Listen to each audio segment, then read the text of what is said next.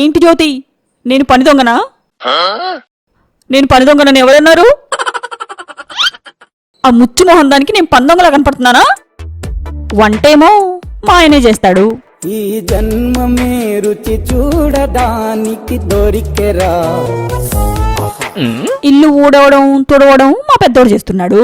గాలి వానలో వాన నీటిలో పడవ ప్రయాణం. అంట్లేమో మా చిన్నోడు తోముతున్నాడు. ఈ జీవన తరంగాలలో